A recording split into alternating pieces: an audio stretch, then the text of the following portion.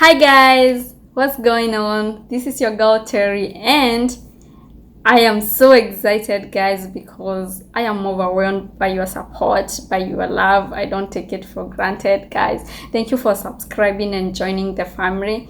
If you're new here, what are you waiting for? Please subscribe, share with your friends, and join the family. So, guys, as I mentioned before in my previous video, I'll be having a series on Greencard. And as you all know, DV 2023 result came out on 7th May 2022.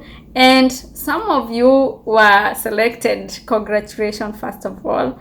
And I wish you the best in the interview preparation and the interview process. And I can't wait to see you in the US, guys. Okay, some of you are not selected, and that's why I am here to tell you there are other ways to come to the USA and get the green card. And this is part one of getting the green card other than lottery, which is employer sponsorship or employer sponsored green card. Okay, so I will talk about what is it, how to get it, what are the requirements, and what are the steps to get the green card. Okay, so one thing is that employer who is a petitioner in this case will fill out application, and this is to get an approved labor certificate from the Department of Labor, that is DOL. This process is referred as PAM. Okay, PAM. Okay, and DOL must make sure that this position is available for other USA citizens and also residents. And this is one thing I love about US, because they care about their own citizens and also the permanent resident personnel. And that's why they have to make sure that this position that you want to give to person that is in another country, is it available for the people that are in the US? Okay, and the second thing is that they have to make sure that no qualified personnel within the US. Okay, so this called for the employer to advertise the job and make sure that if the position is not filled within 30 days, now the employer has the go ahead to bring employee from another country. Okay, and the other thing that I want to talk about is that now the employer go ahead and file or petition for immigration, and this is I-140, and after that now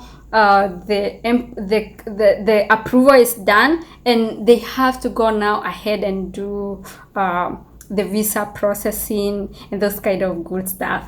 But before we go there, guys, there is a requirement that has to be met between the one who is going to be employed and the employer himself, him or herself. Okay, now let's go ahead and talk about employer.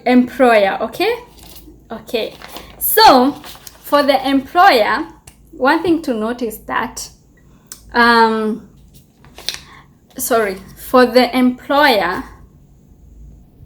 okay guys, so on the employer there is requirement that has to be met. Okay, and one of them is that the employer must be based in the US. Okay, and the position that is being offered, it must be in the USA. Okay, what do I mean by this?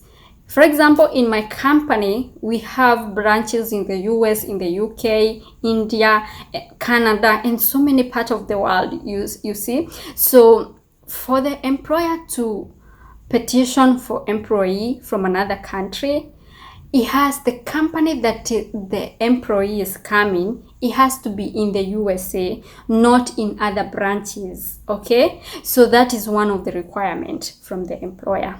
Okay, the second thing, the position must be a full-time position. Okay, permanent full-time position. So for a position to be considered a permanent full-time position in the USA, you have to work at least 40 hours a week.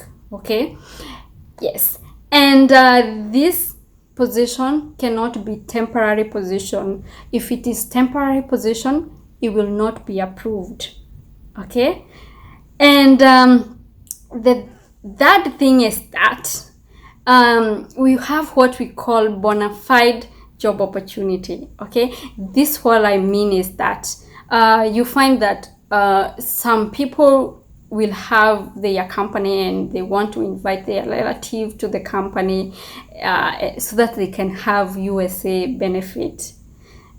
That is not what US want. Okay, they want this position to be like employee that is coming. They are coming because of that job, not because they want to get the benefit of the USA, and this in this case is green card. Okay, yes. Another thing, the fourth thing is employer has to do employer attestations. Okay, this is to in respect to labor certification application. The employer is required to do those attestation, and this is to help the US know that the job will not include unlawful discrimination. And the second thing is that the job is open for any US worker. Like I mentioned before, USA, it loves its own citizen in terms of jobs opportunity. The citizens or the permanent residents, they have to get the access of the job first, make sure that the job is available to any citizen before the employer has to go outside the US. Okay, and the last thing on attestation is that the employer has to attest that this job will meet the prevailing job salary. Okay, so let's say the job is $20 an hour for American citizens. The same job will be paid like that for other people. You see, no discrimination on that. Okay, and the fifth thing for the employer requirement is that they have to employ in good faith to make sure that they are hiring qualified people, and that job is also available in the for the US worker, and it is being advertised for 30 days. The recruitment has taken place, let's say on LinkedIn or other employing through recruiters, so on and so forth. Okay, and the last thing is they have to have the ability to pay the prevailing wage. Okay, they cannot only attest to paying that, but they should have the ability to pay the prevailing wages. Okay, now I will go ahead and talk about employee requirement. Okay, now for the employee requirement, they have to meet education and also experience. Okay, one thing to note, actually two things to note, is that when it comes to education and experience, there is two types of visa category. One is called EB-2 and the second one is called EB-3. So for the EB-2, the employee has to generally have advanced degree, and for the EB-3, employee has to have a bachelor degree and 2 years experience, and on top of that they must meet the qualification of the job position or of the job or position that is being advertised, okay, or the job that is being petitioned for. Okay, so that is one thing for education and experience. Okay, and the second thing is that they cannot be indismissible. Okay, so and this I mean that when they doing let's say medical test, which is a must in each and every for the most part of American visas, applicant, they have to undergo medical procedure, medical testing to make sure that they are fit to come to the USA. And one of the diseases or health issue like TB, they have to be free of that, and they have to prove that they have been under medication for 6 months, and so on, and so much other things. Okay. And the second thing is that they must not have any criminal record, or they must have not had any criminal conviction. Okay. And also on the medical report, they have to pass the drug tests. These like things like cocaine, bangi, or marijuana, those kind of stuff. Okay.